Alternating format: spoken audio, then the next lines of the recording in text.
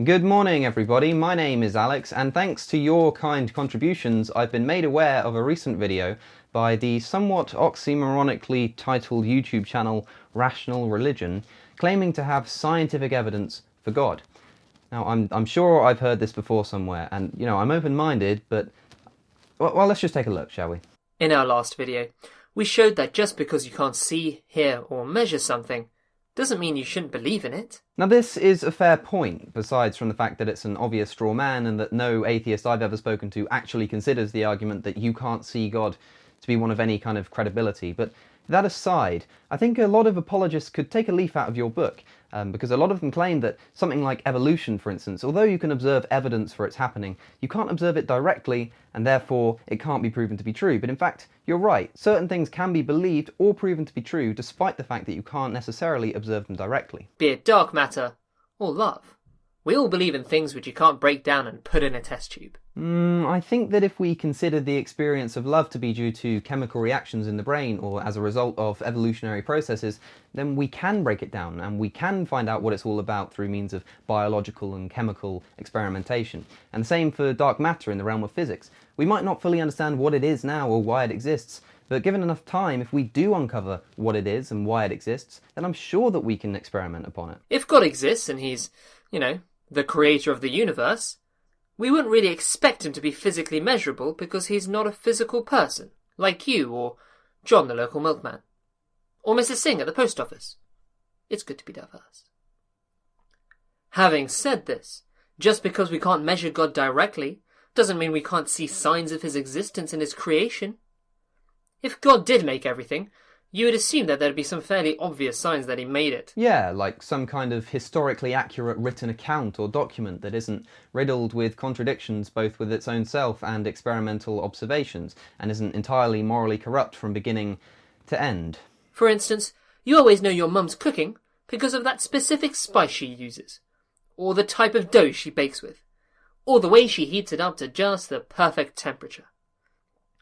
Well, God has also left some signs of his existence in his creation, and I hate to say it, but they're even more impressive than your dear old mum's cooking. I assume you're not talking about cancer, poverty, viral disease, genetic disease, earthquakes, tsunamis, infant mortalities, or thousands of incorrect religions and incorrect religious scriptures, are you?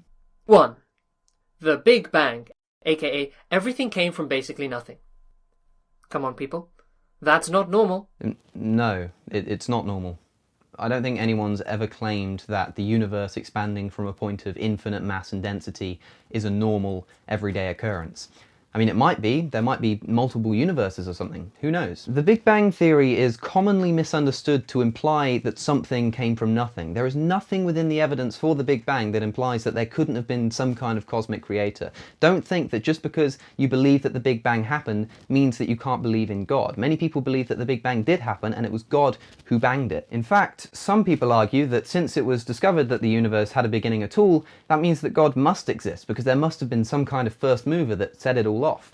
The prevailing wisdom before we discovered that the universe had a beginning was that we lived in a static universe. Einstein himself believed that we lived in a static universe that had no beginning and no end. In fact, that was one of the big problems of his life because that model of the universe didn't quite fit with his theory of relativity. But then since then, Edwin Hubble discovered that the universe was expanding, Penzias and Wilson discovered CMBR, and a host of evidence has been collected which suggests that the universe did in fact have a beginning around about 13.7 or 13.8 billion years ago. But here's the catch. If you're going to claim that something can exist outside of this universe that set off the Big Bang, well then so can I. And neither of our opinions are more valid. You claim that it was a god, I claim that there could be a multitude of naturalistic explanations, and some have already been postulated, for instance the multiverse theory. The only difference is, because we have no compelling evidence of the multiverse theory, at least not yet, we're not going to make any claims of absolute certainty, because that would be preposterous. And that's precisely what you seem to be doing. The Big Bang Theory says that the universe began. Scientists like Albie hope that the universe always existed, because they didn't want those pesky questions of where it came from turning up. Well, when Einstein learned that the universe did have a beginning and that it was expanding, he took the resolution that he'd made to his theory of relativity to the problem that I mentioned earlier and realised that it wasn't needed at all and called it the greatest blunder of his life. He changed his mind based upon evidence. He didn't care what he wanted the universe to be like. That's ridiculous. Unfortunately for our white-haired friend over here, the idea that the universe is eternal is wrong.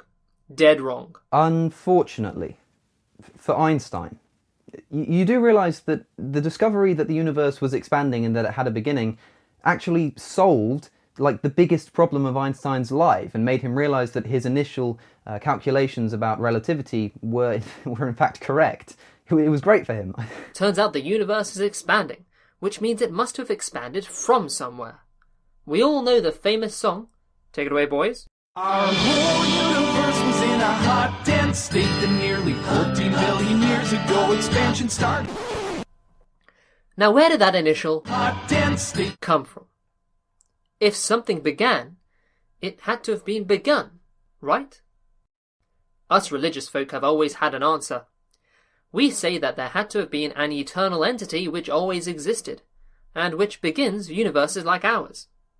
We call that eternal entity, drumroll please, God. Of the gaps, just because you can't explain where the universe came from doesn't mean that you can just invoke God. You say you have an answer. You don't have an answer. You have a postulation. You have a hypothesis that's yet to be proven to be correct. You don't know that anything at all existed before the Big Bang. In fact, the question of what came before the Big Bang could be seen as a bit of a non-starter, given that before is a principle of time, and time itself began with the Big Bang. It could be seen as a ridiculous question. But even if you could prove that there was something before the Big Bang, you couldn't prove that it was a god. You couldn't prove that it was omnipotent. You couldn't prove that it was omniscient. You couldn't prove that it consciously created the universe. You couldn't prove that it created the Earth. You couldn't prove that it particularly cares about a particular species of primate on a particular rock orbiting a particular sun in a particular galaxy in a particular galactic cluster in perhaps a particular universe. And you certainly couldn't prove that it disapproves of homosexuality or something. So why do theists so often act as though they can?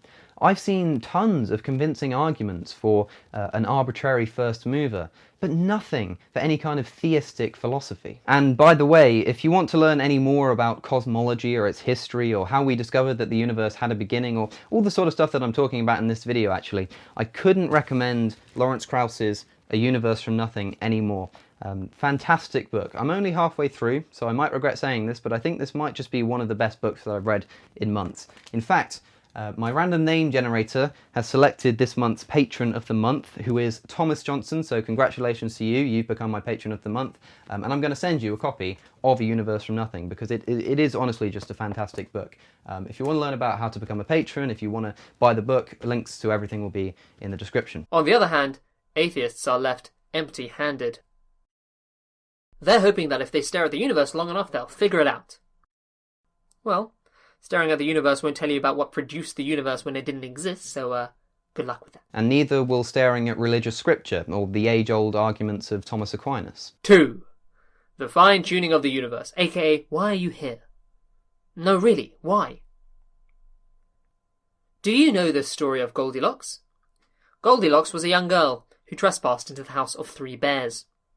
Why these bears have a house, and why you'd ever break into... Okay, I'm just going to skip this bit. You know the story of Goldilocks. 3 bowls, one's too hot, one's too cold, and one's perfect. I'm assuming you're going to make the same kind of argument about the initial conditions of the universe, right? But the 3rd one was just right. The universe is kind of like that. No, not like porridge. It's just right for life. You're telling me that this universe, the 99.9% vacuous universe, the universe with the Andromeda Galaxy which is heading on a direct collision course with us, the universe in which the sun will eventually expand into a red giant and consume the Earth and everything that we've ever known or loved, the Earth itself where the majority of the water is undrinkable, where earthquakes and natural disasters routinely ruin people's lives, need I go on? The universe is not finely tuned for human life. If the early conditions or the basic laws of the universe were even a little bit different, life could never exist. For instance, the following list shows you just a few examples of how sensitive the universe is to change. If any of these ratios changed even a tiny amount, it would be physically impossible for you and I to exist. And that would be a tragedy. Now this sounds familiar, doesn't it? If you don't already know, my last video was discussing this exact topic, actually, so if you want to see my rebuttal to this kind of argument, go and check it out, link in the description, might be in the related videos. It's my video about dice. But instead of getting all mopey-eyed about it, we should be asking ourselves, what are the chances? If the universe just popped into existence by accident, whatever that means, the chances would be effectively zero. But if the universe was designed with the specific purpose of producing life, like every religion says, then that would explain a lot, wouldn't it? Okay, so all of the theistic religions which invoke a supernatural creator, Christianity, Islam, ancient Greek mythology, Judaism, the thousands of religions which do that, could all be correct. I suppose that narrows it down slightly. 3. Origins and evolution, aka stardust, turns into little cells, that turn into little people. Aww. Did you ever play with Lego? If so, let me ask you a question. If you take a box of broken up Lego and shake it up, how likely is it that a Lego building drops out? Or a Lego helicopter? Or the Lego movie Batman, walking, talking and busting up criminals? Pretty unlikely, right? Because we all know that to make any of these things, you need very specific configurations of building blocks that work together to produce a useful outcome. Okay, but say I randomly arranged some Lego and it created some kind of arbitrary structure, and then I assigned some kind of meaning to that after the fact, that wouldn't be so amazing, would it? I mean, if the configuration had been any different, then that meaning wouldn't make any sense. But that's not very extraordinary because, of course, I applied that meaning. And that's precisely what we've done with the universe too. The only reason that the current conditions of the universe are extraordinary in any way is from a viewpoint of anthropocentrism, that we are important, that the universe wanted or needed for life in our form to exist, which it certainly didn't. And again, I talked about this in more detail in my last video and in another video I did on the teleological argument, which again will be linked in the ever-growing description. We can all learn a lot from Lego. Just as we know it's practically impossible for building blocks with no will of their own to come together to produce useful and interesting things, we also know that dead chemicals should not be able to arrange themselves into living systems. And yet, that's exactly what we see. Yes, that is exactly what we see, which means that it does happen. Have you ever heard of natural selection? I know there are a lot of people out there who deny it, but I'll tell you what, let's look at a logical way to try and prove that natural selection did happen. Forget about fossils and genetics and just agree with me on 3 things, which, by the way, I can't actually for the life of me remember where I first heard them. So if these sound familiar to you and you know where you first heard them, do let me know, because if it's where I also first heard them, I'd love to be able to link it in the description. But agree with me on these 3 things. Firstly, inheritance. Offspring inherit characteristics from their parents. Agreed?